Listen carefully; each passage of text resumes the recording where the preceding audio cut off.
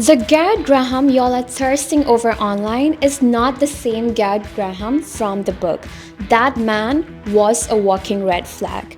And so were half the fictional men from that era. Hardin from After, Anthony from Bridgerton, James Beaufort from Maxton Hall. All of them started off as emotionally unavailable, possessive, toxic male leads. But adaptations are slowly rewriting them into softer, emotionally available men for modern audiences.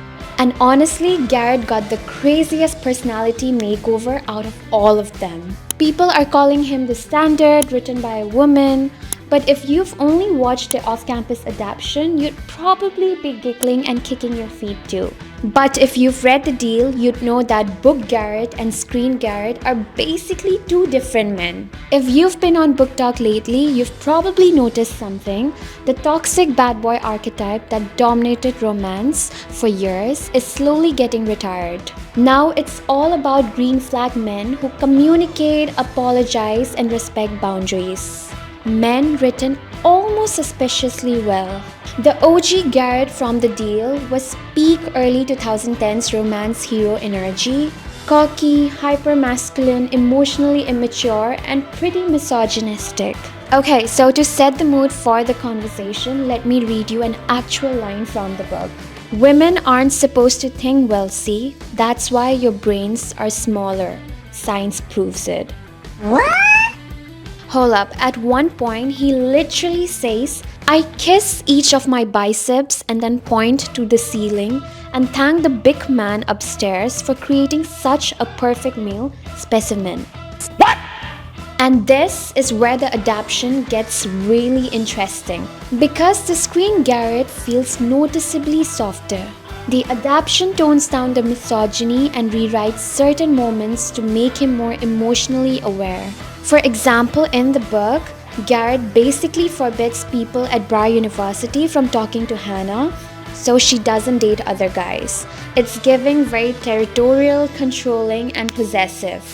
But in the adaptation, Garrett never says it. Instead, his friends made those comments, and that tiny change completely shifts how the audiences perceive him. Do not go around campus telling guys that you'll beat them up for speaking to me. Are you insane? Never said any of that. Stoops said Garrett was gonna beat anyone up if they hit on Hannah. I didn't say that. Dean said it. Dude, you gotta be kidding. I said he'd lose his shit and I'm nuts. By moving away that behavior from Garrett, the show keeps the same situation while making the character feel far less controlling and more likable.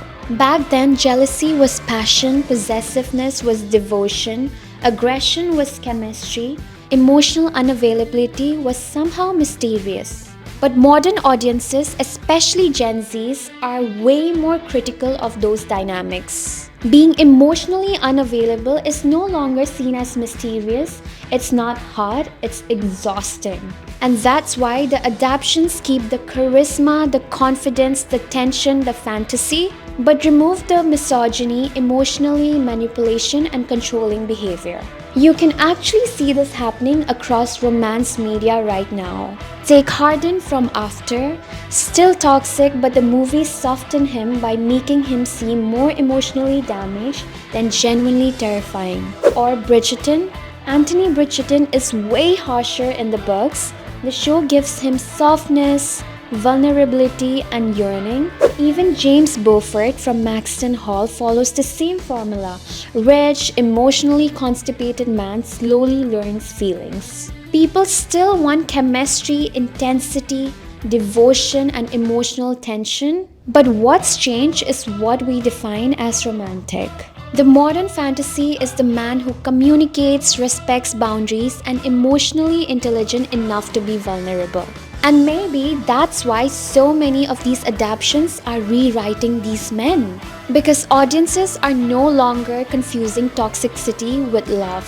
And fictional men are finally being forced to beat the red flag allegations. And that right there might be the biggest romance plot twist of all.